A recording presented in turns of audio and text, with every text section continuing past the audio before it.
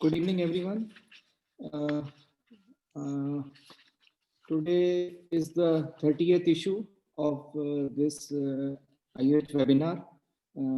Before we start the webinar, I welcome Dr. Sai Satish, who is our learned speaker. And may I request our President, Dr. Gajendra Kumar.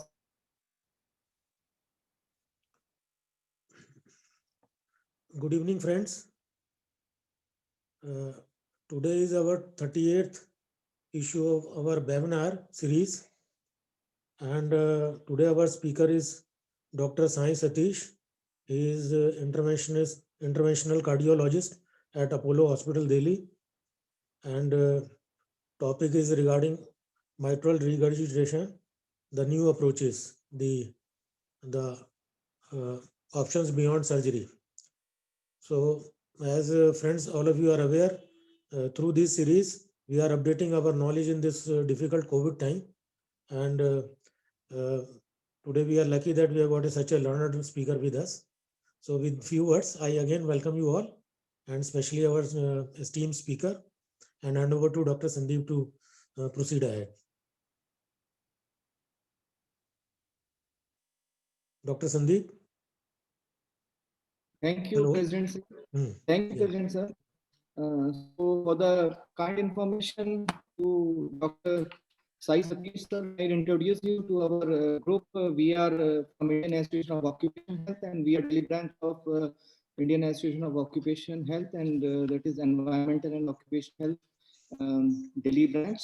And for the COVID, during this COVID times, we have been connecting with each other to update ourselves with different types of diseases which are there, which are prevalent in our workplaces, in our workmen, in our employees, and this especially this COVID related diseases and COVID management of COVID and different aspects related to COVID management and regular updates in the form of epidemiological updates.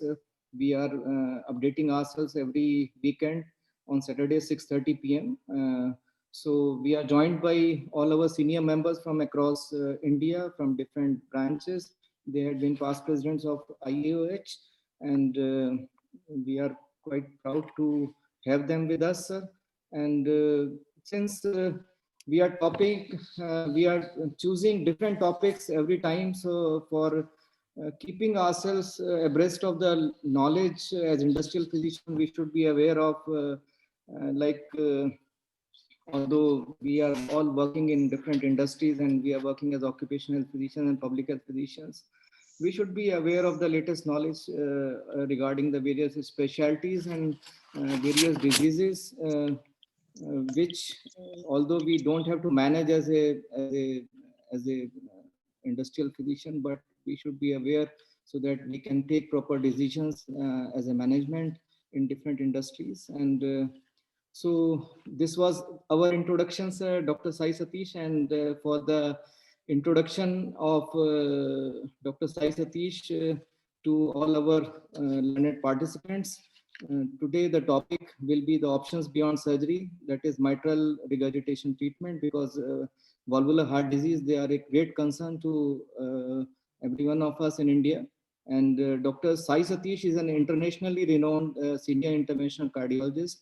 He's from Apollo Hospitals, India, and he's also practicing intervention cardiologist and teaching faculty at one of the world's best transaortic valve replacement training centers at Gottsagen Institute of Cardiology in Budapest, Hungary.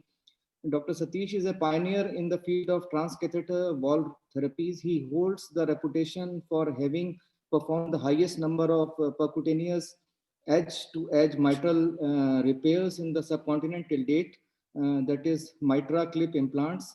And Dr. Satish has also been an active part of India's maiden Mitra clip journey. And he has implanted up to 6 Mitra clips back to back. And his most recent milestone was a complete transcatheter mitral valve replacement in transseptal access for a surgical implanted mitral valve. And his team has performed thousands of procedures for diffusely diseased vessels left main isolated bifurcation, trifurcation, chronic total occlusions. And he has initiated many centers, both in and outside India, in rotablation as well.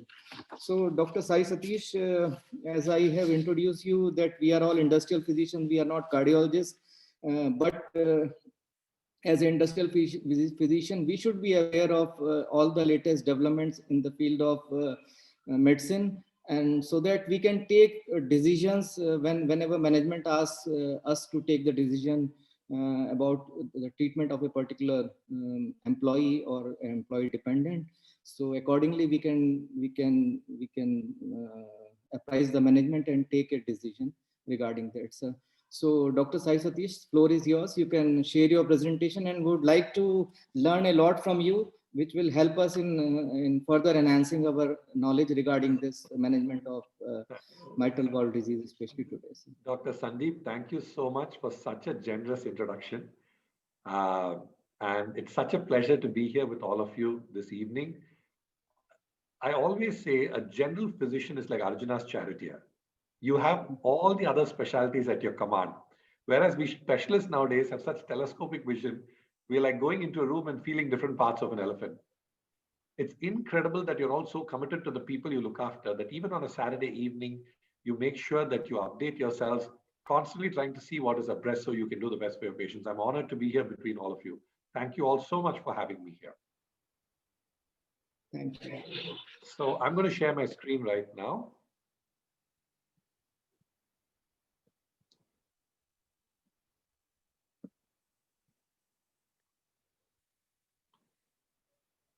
So can you all see the screen clearly? Yeah, yes. Okay, perfect. So I can't see all of you because of this new Zoom feature. So I'm just going to look at the screen and talk. Please feel free to jump in and interrupt me. This is a closed group. I'd like this to be more of a dialogue than a one-way lecture. It's very difficult to throw me off balance. So you can just jump in, say hello. I can pause the presentation. I can chat. I can move on. Let's keep this as informal as possible. And feel free to ask me just anything at all that you feel like.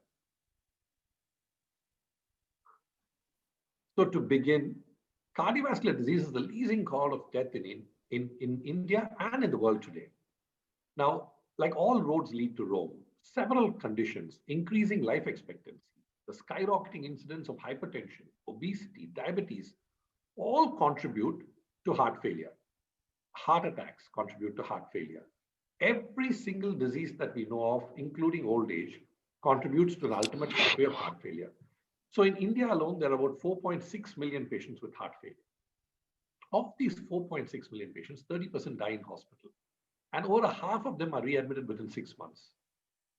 So if you just look at the tablet or the image on the right side, worldwide, I spoke about India data on the left side, there are over 26 million patients with heart failure. They feel that it will be more than 37 million because of undiagnosed cases. Now, this is the staggering part. It is the #1 cause of hospitalization the world over. And in your lifetime, you have a 1 in 5 chance of for developing heart failure.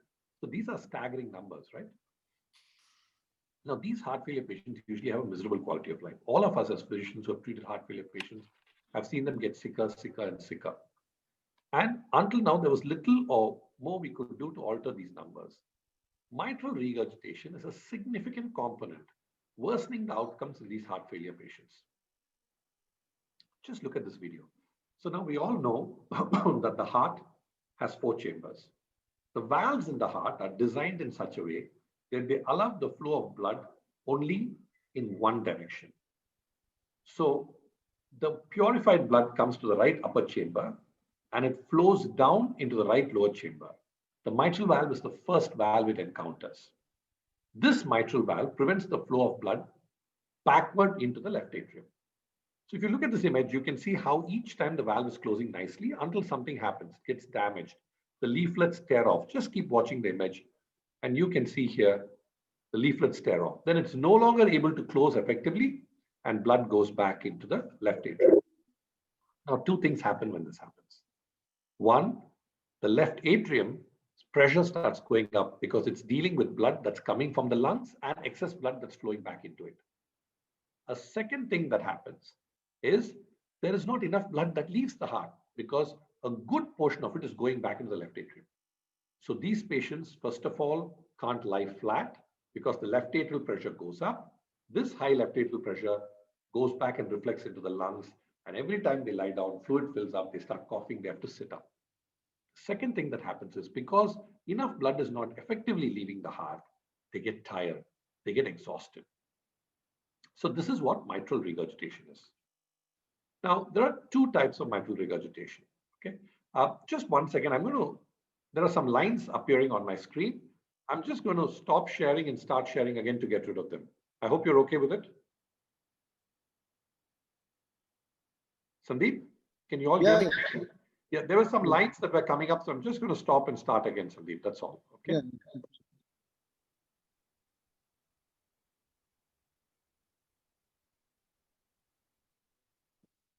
There we go. Perfect. Okay, so we spoke about what mitral regurgitation does. Now there are two types of mitral regurgitation.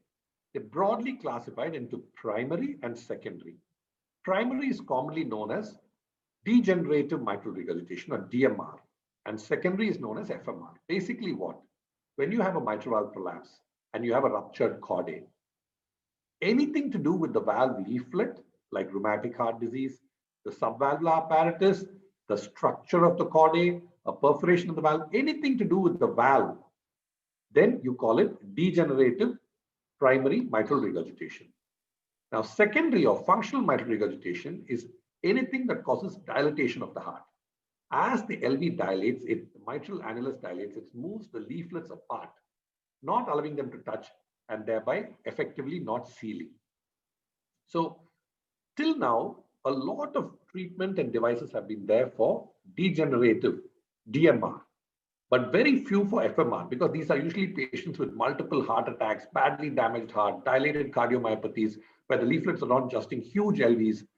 They were too sick to even be operated upon.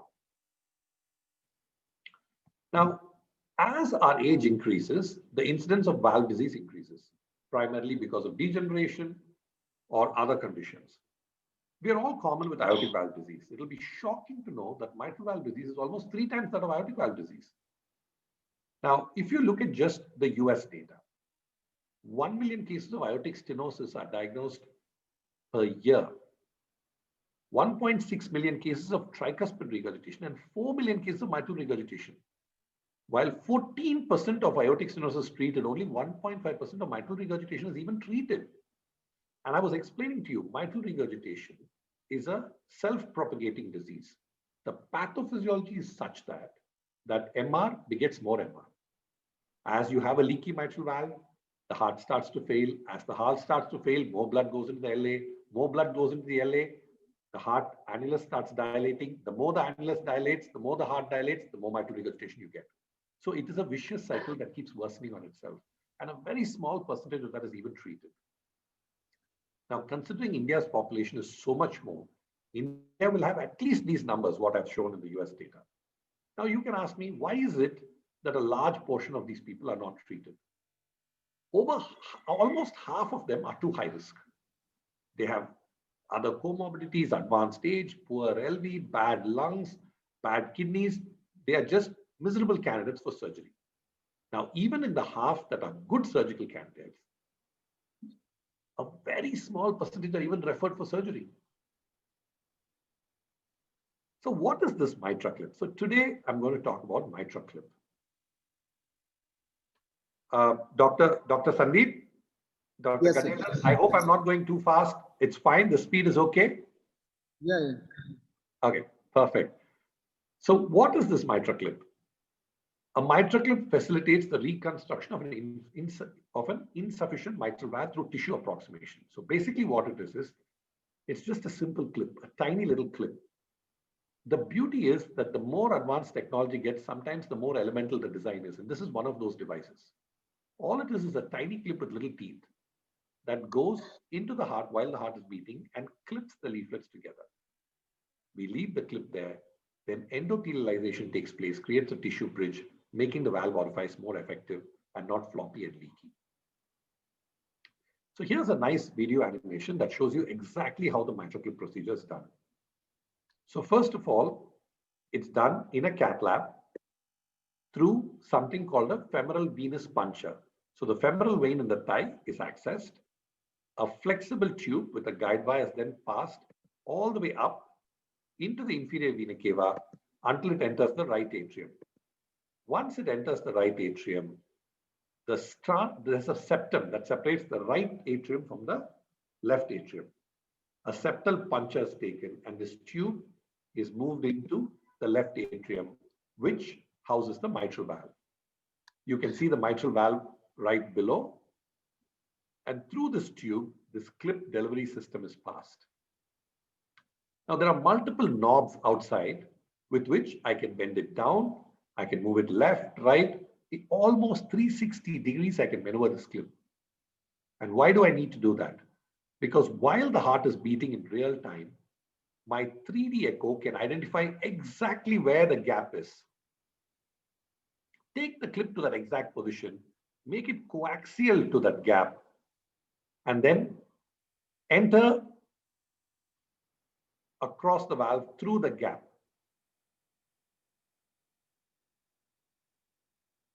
Once under the valve, the clip is moved up, catching the valve and closing it together. Now at this stage, everything is redoable.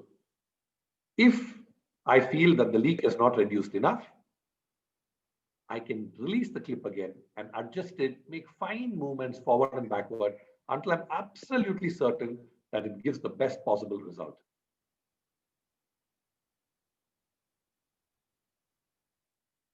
Once I'm fully satisfied that I've done two things. One, the clip is secure and the leak is drastically reduced. And two, by bringing the leaflets together, I have not produced a narrowing of the valve because I shouldn't replace MR with MS. Once I'm fully convinced, I release the clip, take everything out. You can ask me, Satish, what happens to that hole in the septum? Most often it closes off. At 3 months, if it's still open, I can put a small device and always close it thereafter. So I looked at the agenda and I saw that you wanted me to lightly touch upon some data. Now, this late in the evening, I don't want to bore you with detailed analysis of each of the studies. So I thought I'll just leave a simple chart here with a timeline for you to understand from when this. So what is it that you need to know as a physician? What is it that I need to know? How many years has it been around? How many patients have been treated? How safe is it? Is it approved? That's it, right? Yeah. So MitraClip's first case was sometime in 2003 with a feasible study called Everest 1. They studied 55 patients and said, yes, it is possible to do this in human beings. It's a good piece of technology. Next came the Everest 2, which got it the CE mark. There were 330, 340 patients studied there. And then what happened? There was a study called Realism, which gave FDA approval. The US FDA approved it for DMR, which means they said all degenerative mitral regurgitation. And if you remember, degenerative mitral regurgitation is mitral valve prolapses, torn chordae, floppy leaflets, all these cases that involve the valve apparatus. The FDA approved MitraClip for use in that. Then came the landmark trial called COAPT. Now, COAPT was landmark because after COAPT, the US FDA said that MitraClip is approved for FMR. And this was the first therapy that was approved for functional mitral regurgitation. They were inoperable patients, patients with huge dilated mitral annuli, with big gaps, floppy mitral valve leaflet through which it was leaking. And then there's a study called EXPAND that was recently presented 2 months back. And I'm going to talk about COAPT and EXPAND in a little more detail. So COAPT saw MitraClip plus GDMT is maximum medical treatment and with MitraClip, and on the right side, maximum medical treatment alone. So about 305 patients in each, 1:1 randomization. And what did they find? The cumulative hospitalizations drastically reduced by 24 months, drastically reduced. The first curve is the one which received medical treatment alone. The bottom curve is the one which had both. Second thing is the procedure outcomes were excellent. People realize it's an extremely safe procedure to do. The third thing is all-cause mortality. The people who received the MitraClip, all-cause mortality was significantly lower than the people who had medical treatment alone. The Kansas City Cardiomyopathy Questionnaire, the functional assessment of them. If you look in the left, even at baseline, just after the procedure, the group which received the MitraClip was better. But as time moved, they drastically improved in their functional status. The MR kept reducing not just after procedure, but progressed to improve as time went. So what is it that I can conclude? In patients with heart failure, with moderate to severe or severe secondary MR, who remain symptomatic despite full medical treatment, transcatheter mitral leaf approximation with MitraClip was safe. So first, it said that this was a safe procedure. Second, it said that it provided durable and sustainable reduction of mitral regurgitation. That is not just short-term, but continued to improve survival, improved quality of life, improved functional capacity during a 24-month follow-up. So reduced leak, reduced symptoms, improved quality of life, reduced hospitalizations, and reduced all-cause mortality over 24 months. So as such, the MitraClip is the first therapy shown to improve the prognosis of patients with heart failure by reducing secondary MR due to LV dysfunction. I'm not going to go into too many details of the EXPAND study as well, but the EXPAND study was recently presented, and what it did is the results were even better, if not as good as the COAPT trial. So pretty much the same results. The EXPAND study took patients of both functional and degenerative mitral regurgitation. So two groups, right? A total of 1,041 patients. While the improvement was seen across both the FMR and DMR groups, the result noticed a 90% of the 413 patients with functional or secondary MR had less than grade 1+ MR at 30 days, and it even reduced by the end of 1 year. So in terms of functional improvement, the NYHA classes were excellent. In terms of the KCCQ, which is the Kansas City Cardiomyopathy score, they had superb functional capacity as well. The symptoms were almost gone. So you have two big studies, both COAPT and EXPAND, saying that this clip was effective, this clip reduced death, this clip improves quality of life, and this clip reduced hospitalizations. So now that I've finished the data, I thought I'll jump right into a couple of cases that I have done. So it'll be nice to show you one case of primary and one case of secondary, so you can see how the anatomy looks on how I look at it. So case one, 86-year-old lady, no diabetes or hypertension, known case of MVP with mild MR. She's got echoes from 2001 and 2015, was very active and doing well until 9th March 2017, where she presented with sudden severe shortness of breath. And we all know this is what happens. They have MVP, they do well for years. Suddenly the chordate tears. You have a sudden acute MR. The heart is not able to compensate. They get pulmonary edema. She was rushed to hospital and found to have a flail, a torn mitral leaflet with severe MR. From that day onwards, a lady who was playing golf at the age of 86, completely self-sufficient, driving on her own, ended up with having 6 hospitalizations for heart failure with a drastic reduction of quality of life, cannot walk even 50 meters, and it was saddening to see her come to see me in a wheelchair. Of course, she was a surgical turndown. She was a tiny little lady, but fit, a fit 86-year-old before this happened. So in this image, you can look at the echo images on what I see. So these are 2 images where I look at the septum, and this is my septal puncture needle, which is going in the posterior part and in the thin part of the septum. Once I'm convinced that I'm in the correct place, I move forward with the septal puncture needle. And then this is the clip delivery. Just look at this. It's just a simple clip, and an X-ray, you can see it opening and closing. Just like a clip, that's all it is. So I take the clip across. While I'm watching 3D echo, make sure it's in good position. And once I put the first clip in, I was not happy with the amount of leak. So I thought for sure I could get a second clip in and fit it neatly. So you can see with the first clip bouncing around, you can see the second clip is being positioned. And this is a little tricky, it requires a little skill, where you take it right next to the other clip, and you can see 2 clips here.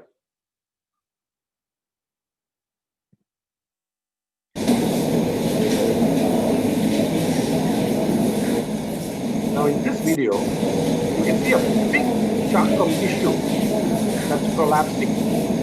And that's the place that a floppy valve and a big chunk of tissue. And you see the two clips and the double hole. And this is what this is how you see that in 2 dimensions. You can see the leaflets of the mitral valve. You can see this bulge that's not supposed to be there, that prolapses and comes into the heart, and thereby making an ineffective seal. And that translates to a huge, brightly colored jet, which is the huge MR. So this is the structural abnormality that is seen. And this is the flow pattern abnormality. And below that, you can see the 2 clips holding the valve together. And this huge jet is non-existent.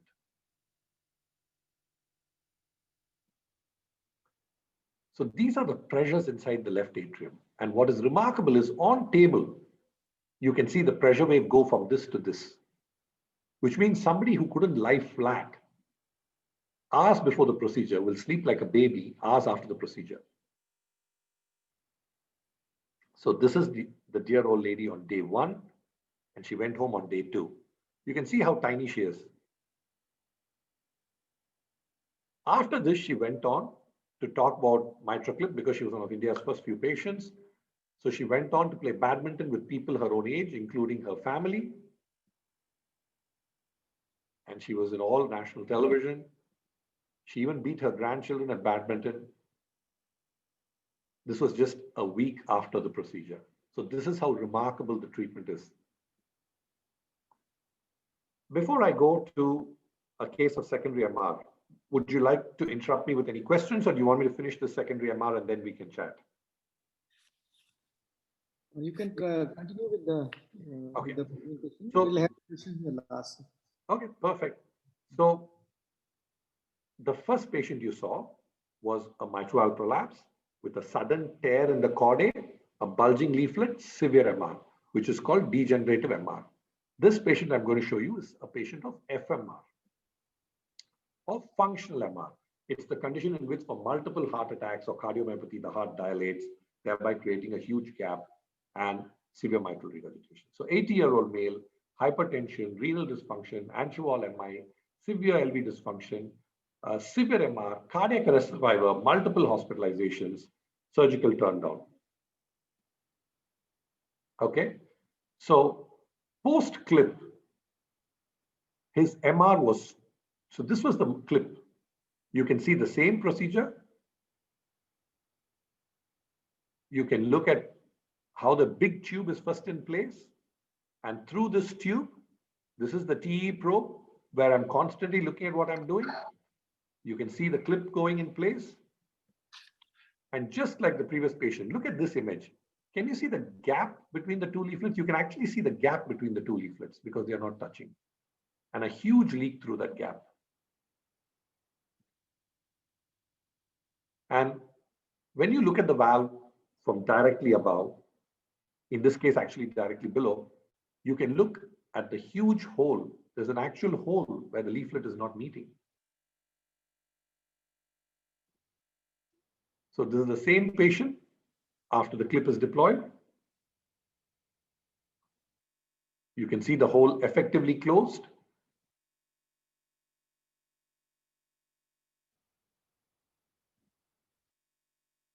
And you can see the clip holding this neat and nice, like a little ribbon in place.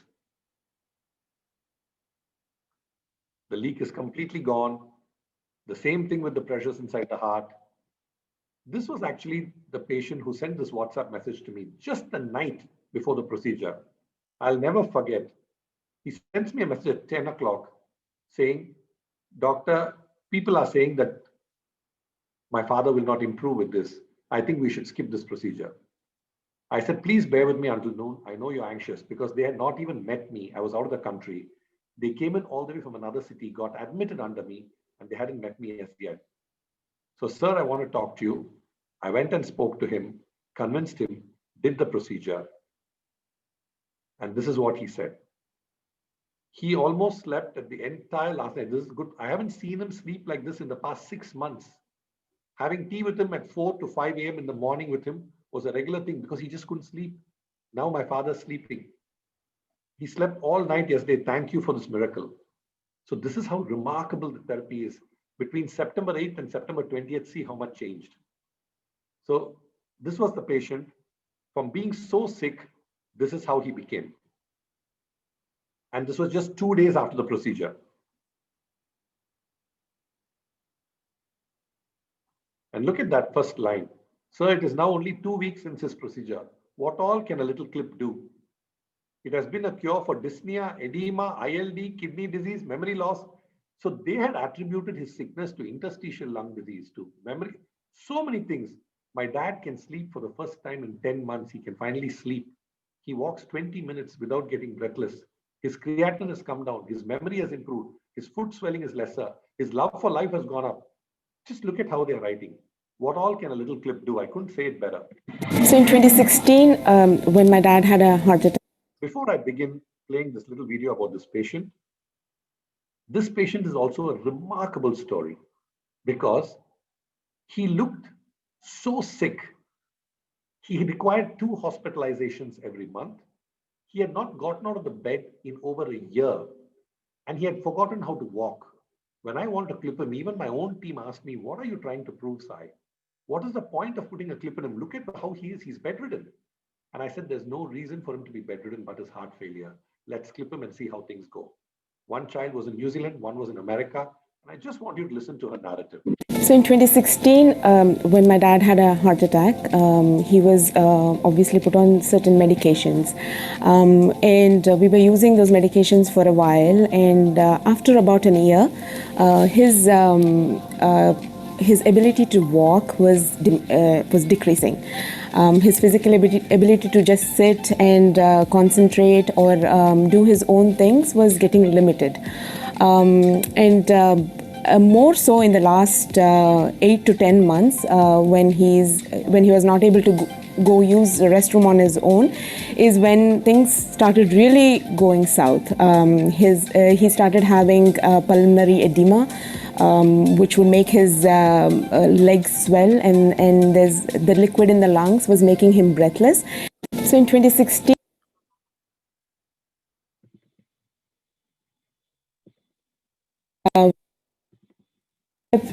was really a magic for us. And this whole process and the procedure was a miracle. And so I think MitraClip was with the combination of reduction of the medication and physiotherapy he can regain some of his mobility back and enjoy his life, maybe take short walks outside and just feel the wind in his face. So this patient was an incredible story because all she wanted to do was her father to just take a walk and feel the wind in his face, and you looked at how he looked. So this is exactly 1 month later. His son sends me a screen grab from the US saying that, hope you're doing well. This is how my father is. Look how he's doing, sitting up and watching TV. 3 months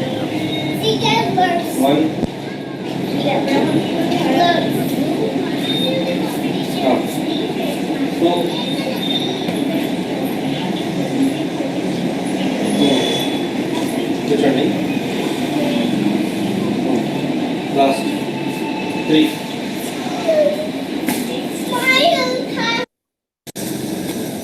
And this was him 6 months later.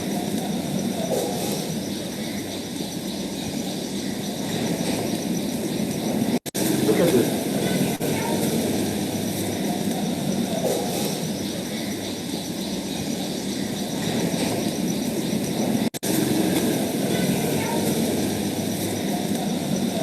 I'm very surprised. He sleeps well, watches TV.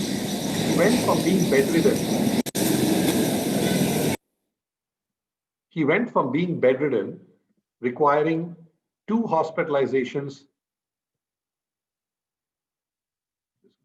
He went from being bedridden, requiring 2 hospitalizations every month, and he had to relearn how to walk. And now, a year and a half later, he does all his activity himself, goes for walks, looks like a complete different person. So with that, I end my presentation. Thank you all so much for the patient listening. And I hand the floor back to Dr. Sandeep and Dr. Gajendra Kumar. I'm at your disposal, sir, for however long you need me. Thank you, Dr. Sai, to give us a very lucid presentation regarding the importance of how we can improve upon the symptoms, which normally, especially in people like elderly people, how these small interventions, they can help in improving their quality of life. So, Dr. Saib, I just wanted to know how you take the decision ki this patient he can't go for surgery and now I have to go for mitral clips. Okay. So when it comes to FMR or functional mitral regurgitation, there is no surgical data. But when it comes to degenerative mitral regurgitation, if the patient is a fit candidate for surgery, even today, the gold standard is still surgery. I don't think it'll stay like this for long because you know how all therapy comes into the market. Take TAVI, for instance, or transcatheter aortic valve replacement. First, it came for prohibitive surgical risk. Then FDA approved it for high risk. Then FDA approved it for intermediate risk. Now low risk trials are going. So all transcatheter therapies are breaking new ground. At this point of time, if you ask me, Dr. Satish, I cannot refer my patient based on what will go for in the future. At this point of time, what is it? If the patient is a good surgical candidate, which is a low risk of surgery, and he's got DMR, surgery is a good chance. But any patient who is older in age, who has higher risk, who's got severe MR, who's got FMR, definitely MitraClip is an excellent option for them. So in addition to MitraClip, what are the other options which are available right now? So when it comes to transcutaneous or non-surgical mitral repair, you have two devices in the market.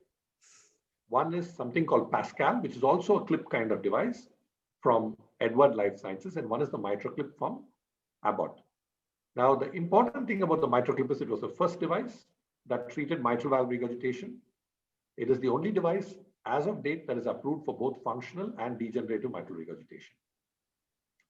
There are several other newer therapies coming. Surgically, the surgeons are also improving their game. They are doing minimally invasive surgery. They are doing repair. They are replacing the cord and maintaining the stability of the valve. So the best way to think about this is that you have surgical mitral repair with a lot of new. So earlier, surgeons were just replacing the valve. Now you have a lot of surgical repair that's happening with a lot of new techniques. And you have non-surgically, you have your transcutaneous or transcatheter edge-to-edge repair, which is the MitraClip and the Pascal. So at a time, like we have applied 6 clips at one go. So normally, how many clips are required for? Okay, so this depends on the size of the hole and the number of. Applying more than one clip is called zipping the valve together, just out of curiosity. Usually, depending on the anatomy, on where the leak is and how big the valve is and how big the hole is, you can get away with either one clip. In the vast majority of cases, I don't go over 2 clips. Okay. And how long this mitral clips last, Dr. Sai? So far, from 2003 till now, the clip has done extremely well. Year after year, patients have only been doing better. So this clip doesn't degenerate. What happens is once you put the clip, it creates endothelialization and a tissue bridge, and that actually heals completely and absorbs the clip into it. All my patients are about 2 years old after they got their clip, and they're all done better month after month, year after year. I'm actually just put the data together. I'm hoping to get it published soon. So Dr. Sai, you already explained how it improves the quality of life after. So I just wanted to know, can patient lead a normal life after that, and he won't. So the beauty of the whole clip is to aid them to lead a normal life, to reduce their symptoms so they can improve their walk capacity. And even with the 2 cases I showed you, if you can see how miserably sick patients started walking 20 minutes, started sleeping peacefully. So the whole idea is that they can lead a normal life because it's a mechanical solution to a mechanical problem. You have a floppy valve, you have a leak, you reduce the leak. With time, the amount of blood flowing back and forth comes down, the LV starts to remodel. I've seen cases where the heart actually shrinks back, patients get better function, better functionality. So that's good. And now, as you have told the indications, like if the surgery is not indicated, then he has to better go for mitra clip. But can you just enumerate some contraindications of mitra clip? So there are some contraindications for mitra clip. The most important thing is before I go to contraindications, I should go into the anatomical considerations that allow me to do the clip. And most of the contraindications will come along this area. So for me to be able to put the clip, I need a certain space inside the left atrium to maneuver my device. If it's too small, I cannot do the maneuvering and I cannot clip him. So there should be enough space. There should be a height of at least 3.8, 3.7 centimeters from where I enter for me to peep down to be able to get it nice and coaxial and clip the valve. Second of all, infective endocarditis, I cannot go put a clip in. Huge holes in the valve with perforations, I cannot go clip it. Big chunks of calcium, I cannot clip. Second of all, if there's not enough material to clip, sometimes you've seen rheumatic heart disease, Dr. Sharma, how the whole leaflet contracts and moves away. So where a clip mein baithega bhi nahi. So I can't even clip it. So in those cases, I can't use the clip. If the mitral valve annulus is so small that the minute I apply the clip, the transmitral gradient goes up so much that it creates stenosis, then he's not a good candidate for clip. Okay. So these are all technical things that need to be decided once I perform the TE. So first I will screen for the clip with the TE. That's the gold standard. So when the first point of contact sees severe MR, then you have to think, okay, he's got severe mitral leak, surgery or non-surgical method. If he's an excellent surgical candidate, 45 years old, mitral valve prolapse, tear in the mitral leaflet, even an average surgeon will do a beautiful repair on it. So our traditional teaching is maintain the patient's native valve as much as possible. So if you feel your surgeon is going to repair the valve, he should go to surgery. If you feel your surgeon is going to replace the valve, he's better come to me because at least I can clip him and that can last for another 10 years before I replace the valve. Right. And I'm only saying 10 years because that's the data we have. I'm sure more data will come as time goes on. So that's right, Doctor. Like whenever we decide that patient should go for mitra clip, so our goal is definitely to give a better quality of life to the patient and give him relief from the symptoms which he is suffering from. So ultimately, all the symptoms, they have got a scientific basis, and with the scientific basis only, you are going for mitra clips to reduce this heart failure and other things. So what is your ultimate goal with which what is your exact goal to reduce? So very simple. The minute a patient is suffering from heart failure, the less hospitalizations he has, the better quality of life he has, the better he is going to live. That is directly dependent on how much I reduce the MR on table. So I have a very simple algorithm for mitra clip. The lower MR I leave him with, the better he will get up feeling. So my goal is to try and reduce the MR as much as possible. What's accepted is anything less than 2 is a good reduction.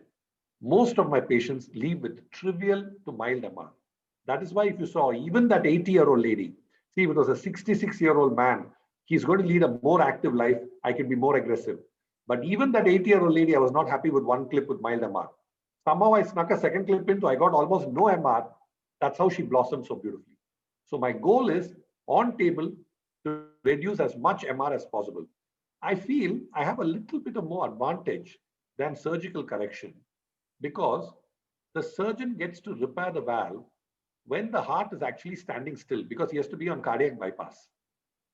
So while he can see the structural abnormality, he cannot assess truly the functional abnormality on where the maximum leak is coming from. Yes, he can do a repair with his experience, restart the heart, look, and then he has to go back in again to fix it, which restop the heart again, which is too cumbersome. Whereas when I'm doing the clip, the heart is beating. It's hemodynamically performing in a human where I can exactly see not only the structure, but the functional aspect of the leak and go clip it accurately, which is why I feel that it will do very well going forward, the therapy. So you can assess the ejection fraction, and that this will definitely improve upon the ejection fraction and reduce the congestion in the lungs. And this will definitely improve upon the symptoms of the patient and the quality. Absolutely, Dr. Sharma. There'll be it's like waving a magic wand, Dr. Sharma. When you see them the evening before and the next day morning, you'll wonder who's this patient's room you walked in. So, since, as I told you, we are all industrial physicians, occupational physicians, and public health physicians, I would like to know something regarding the disease burden, this mitral valve burden in India, especially. Okay. You're asking me the tough questions now.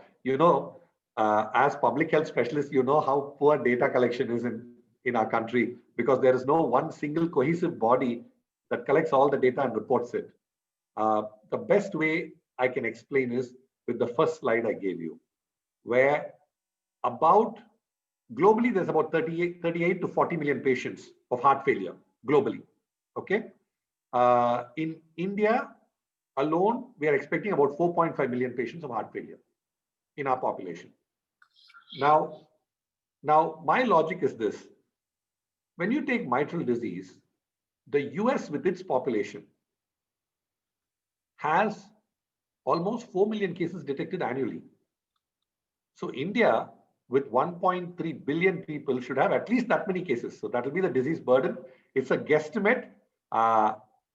It's the best I can do. We can roughly estimate, like as you have told, that mitral valve, mitral regurgitation, they are basically of two types, primary and secondary.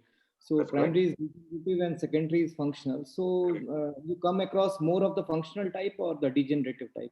I come across more of the functional type because heart disease is so prevalent, Dr. Sharma. Yeah, it's a huge component, right, causing heart failure. See, if you take India 30 years back, 8% was incidence in urban India, 5% was incidence in semi-urban, and 3% was incidence of heart disease in rural India. Just 25 years later, it is 11, 9, and 7. So two things have happened. One, the incidence of heart disease has increased. And this is seen wherever you go. When you see urbanization, you see increase in heart disease globally, right? So A, the incidence of heart disease has increased. And B, the rural, semi-urban, urban gap is narrowing because urbanization is happening across the country. So before rural India was 2, jumped all the way to 7. So there is a drastic increase in our burden of non-communicable diseases, and you'll be seeing that, right, in your practice. And with this increase, I think that we'll have more DCMs, we'll have more FMRs, we'll have more FMRs because of cardiomyopathy, ischemic, dilated. There will be a good portion of rheumatic heart disease, but slowly it's getting weeded out, right? Less and less rheumatic valves we are seeing. More and more because of age-related degeneration is being seen. So MitraClip will be more effective in functional mitral regurgitation. Both. The data shows that it is both. If the patient is ideal, whether it's functional or DMR, the clip works like a charm, and that's what EXPAND showed. See what they did with COAPT. When they did COAPT, they did only for DMR. They saw a huge, so it got, COAPT only for FMR. So COAPT said, okay, first the study before COAPT said DMR. COAPT said yes, FMR. Now, what expanded, they took both FMR and DMR patients and compared how they did, and both did beautifully. Both had reduction in quality of life. Both had improvement in quality of life. Both had reduction in mitral regurgitation that sustained and improved over time. So I think both patients do beautifully well. That's why I showed you one DMR and one FMR, so that you could see a nice comparison of both patients and how they did.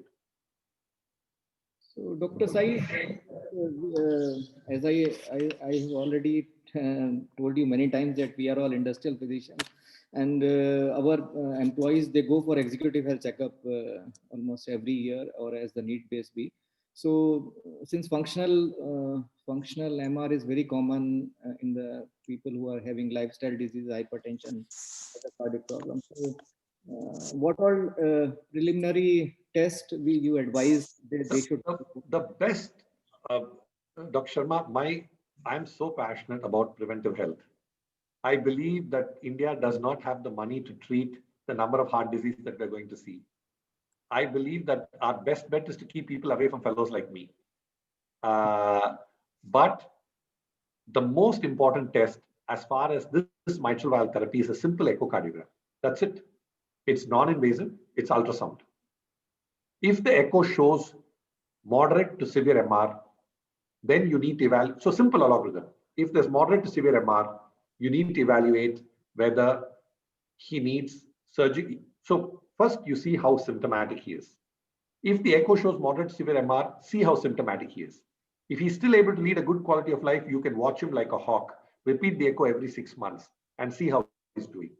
The minute you see the LV starting to dilate or the MR starting to worsen, send him straight for an assessment on whether he's a good candidate for surgery or non-surgery.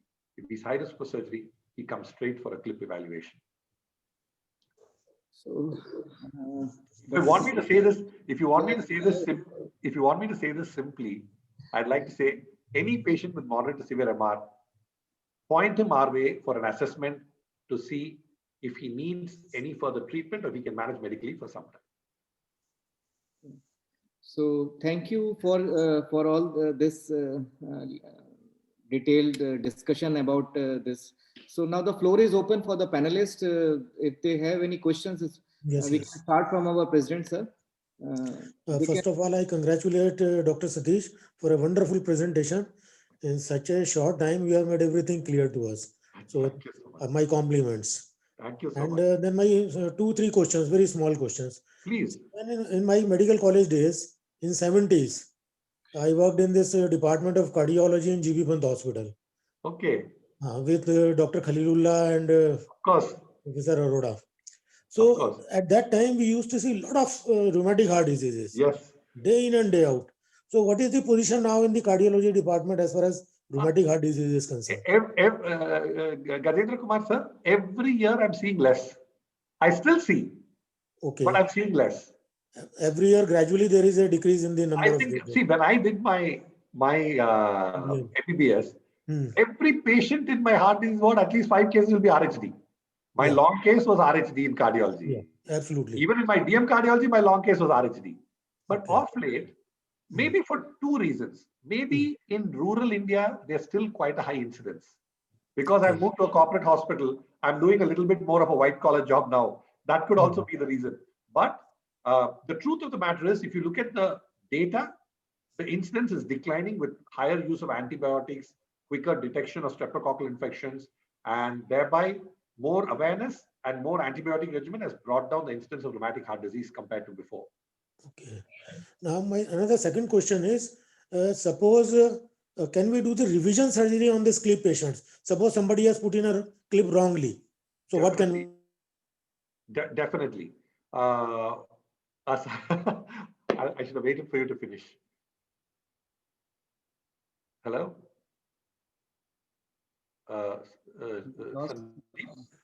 Sir का screen freeze हो गया. हाँ जी sir. Sir आप पूछ रहे थे कि एक बार क्लिप डालने के बाद 10-15 साल के बाद सर्जरी कर सकते हैं या तब गलती से क्लिप लग गया उसके बाद सर्जरी? हाँ, यस, सेकंड पार्ट. सर दोनों कर सकते हैं सर. अच्छा, okay. But the most important thing, Dr. Madrika is asking me from Goa, what is the cost of the mitral clip procedure? Oh God, that's the scary question I was trying to avoid. And the next question is it available in most hospitals? Okay. First, I'll finish Dr. Gajendra Kumar's question, then I'll come to you, Dr. Madrika. Sir, the beauty of the way the clip is designed is that I don't ever have to let it go until I'm absolutely happy where it is and how perfect it is. Okay. So I have a technical assistant with me. I have a 3D echocardiography. I have fluoroscopy. और ये सब करने के बाद clip लगा के तोड़ के उसको खींच के. But you know, even in the best of things, things go wrong. And if the clip does fly away, surgery is always an option, but it carries the same risk that the patient carried for surgery before. So he will be high risk surgery. Usually, I have not lost a clip, but if a clip gets lost, there are other ways of taking it out. I can use a device, snare it, pull it out. So there are so many options I have before I have to send the patient because the patient is quite stable.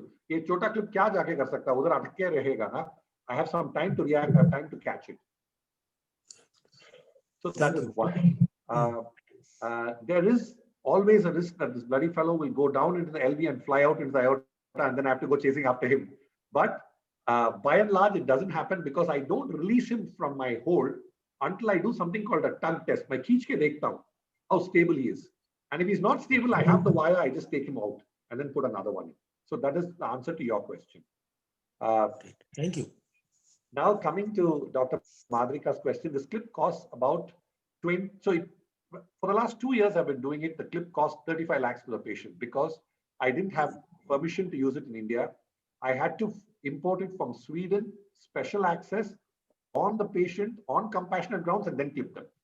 Now the DCGI has approved it. It is available on my shelf.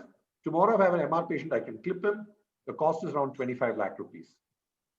I hope with more doctors learning this therapy, more patients getting treated, I hope the clip cost will come down. Not all cath labs can do it because this is technically very, very demanding.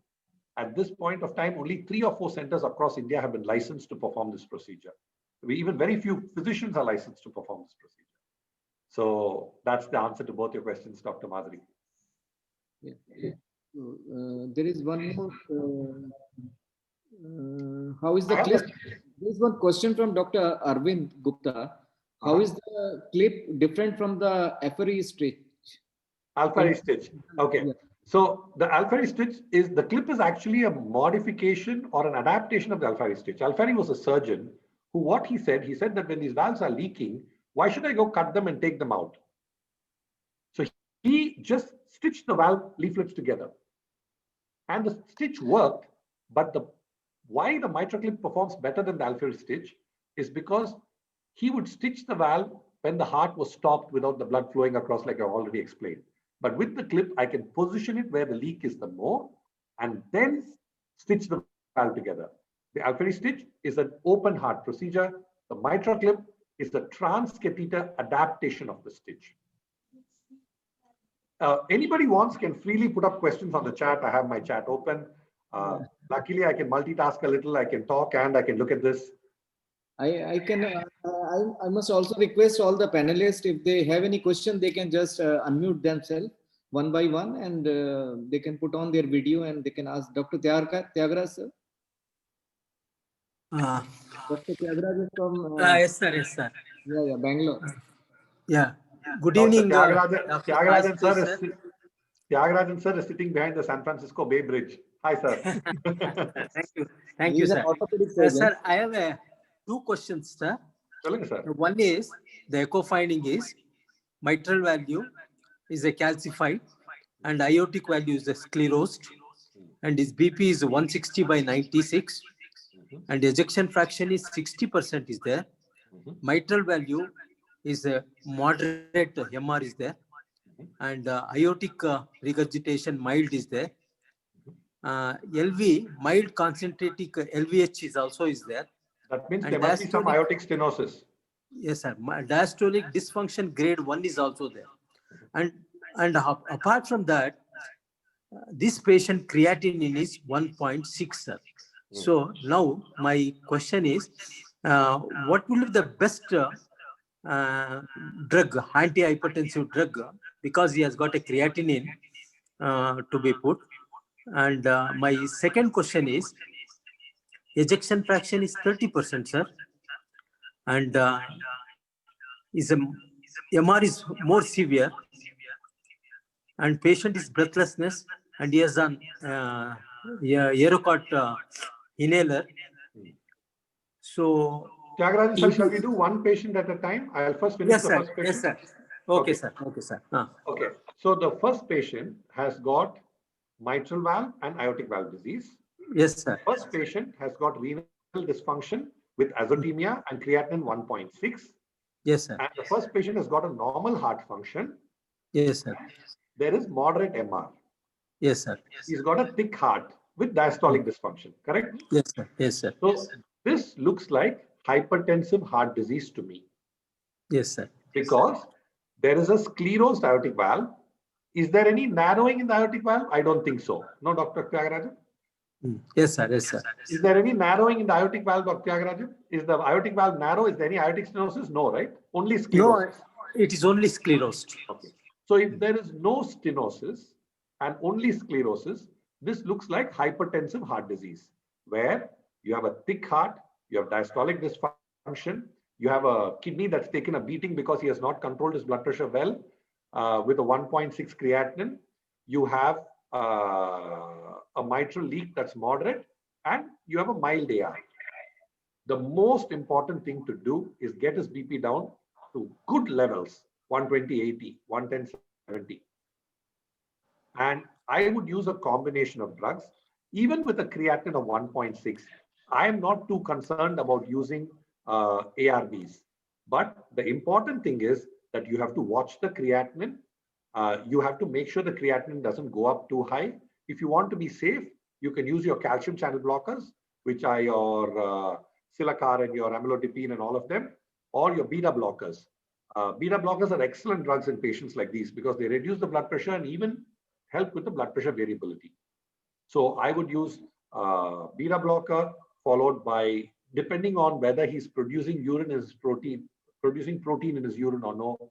And I might even try a judicious use of ARBs, which will, telmisartan has been proved to reduce the proteinuria, preserve the kidney function, but very carefully making sure the creatinine doesn't increase.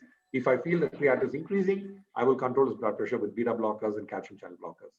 Now coming to the second patient, Tyagarajan sir, you said his heart function is very low. Ejection fraction is 30. Ejection fraction is 30, and what else? Ejection fraction is 30, and he has got a this one bronchi. Okay. It's got a bronchial breathing. Okay. And crepitation is there, the infection is there, and he's on Aerocot inhaler, and there is a severe mitral regurgitation is there.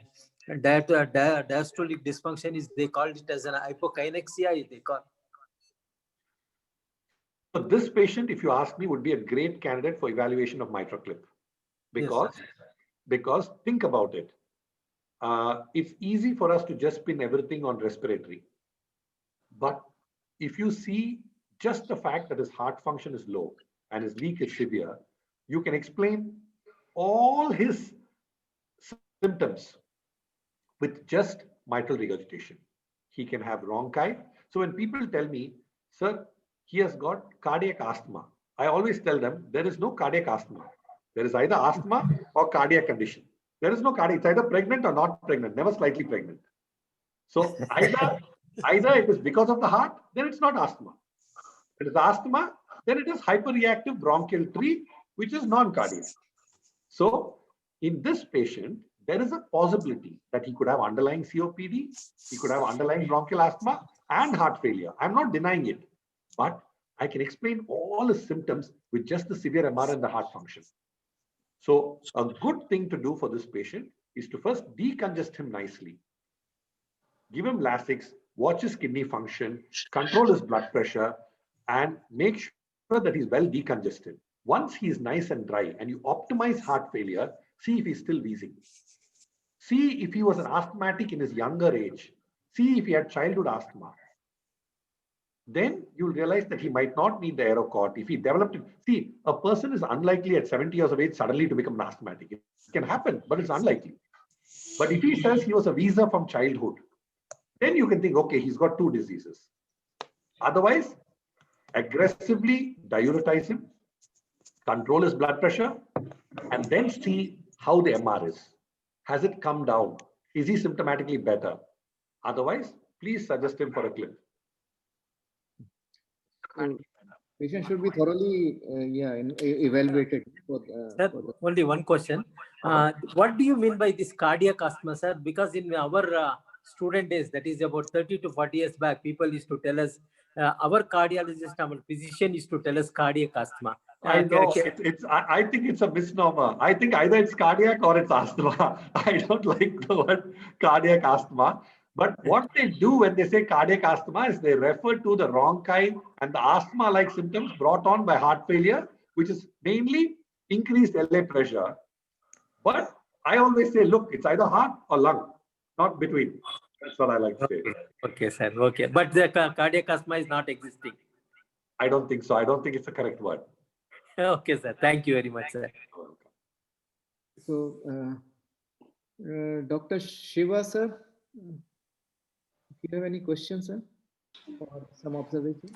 No questions. Excellent presentation, Dr. Satish. So much, Dr. Shiva. Thank you very much. Thank you. It's a pleasure being here with all of you. Thank you so much. Any other panelists? Dr. Bobby Joseph is there. If he has any question or. It's not only now, Dr. Sharma. You have my hand phone number. Sure. If ever you have any patient that you have a doubt about, or you even feel Satish, aisa banda hai, I don't know if he'll improve or no. At the end of the day, we're all working for our patients. You can just WhatsApp me his echo report and his report. I'll be happy to send you an opinion as soon as I can. Great. So Dr. Sandeep, thank you very much. It's a pleasure listening to Dr. Sai Satish. I don't have any questions, just brought back memories of my undergraduate days where we used to see a lot of RHD and mitral valve and problems in our children. So thank you very much, Dr. Sai Satish. Pleasure listening to you. Thank you. You're so kind. Thank you so much. Dr. Bobby Joseph is from Bangalore. He is our senior member from IUH. And he is professor in St. John's Medical College, Bangalore. Wow, super pedigree. Hi, sir. Pleasure to meet you. Hi. I'm honored about the compliment. Thank you so much. No, my pleasure to be listening to you. Thank you very much. Thanks. You're so kind. Dr. Shriniket from Delhi. Any other question from any panelist or participant? Otherwise, Dr. Sai, it was a very nice session, and we got a lot of information about all of your questions were super, Sandeep. You had me on my toes for some of them. No, actually, I just wanted to ask you the relevant questions which are important for us. No, very, very, very, very important. After this, I'm also going to go see what is the data, what is the disease burden. Yeah, because for us, all these things, they matter. Of course, for all of us. See, at the end of the day, we are all doctors at the heart of heart, right? And all of this does matter. And you have a bigger responsibility. I have to look after one patient. You have to look after a family of patients. Yeah.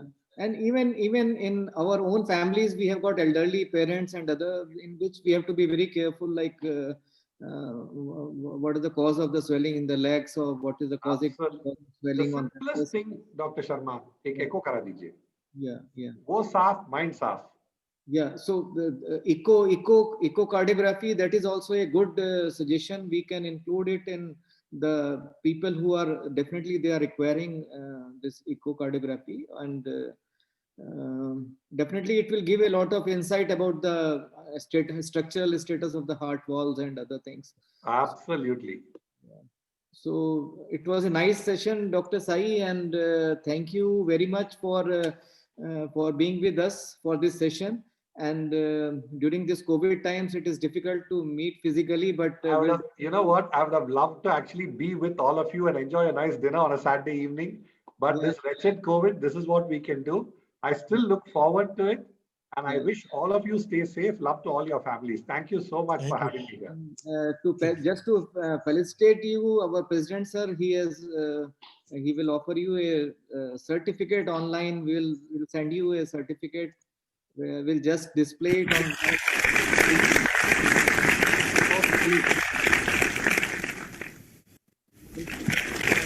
Our side, sir. This will send you by mail, and thank you so much. That's so kind of you. Thank you so much. And we are routinely having physical conferences just before COVID, and hopefully in next few months, when the vaccine comes and the things are under control, we'll have more physical conferences. We'll have a real Saturday evening together. Perfect. Thank you very much. A pleasure. Thank you all for the patient hearing. Thank you all so much. Thank you all. Weekend. Bye All bye. the participants also, especially all our seniors from across India. Thank you very much, sir. Thank you. Bye bye. Thanks.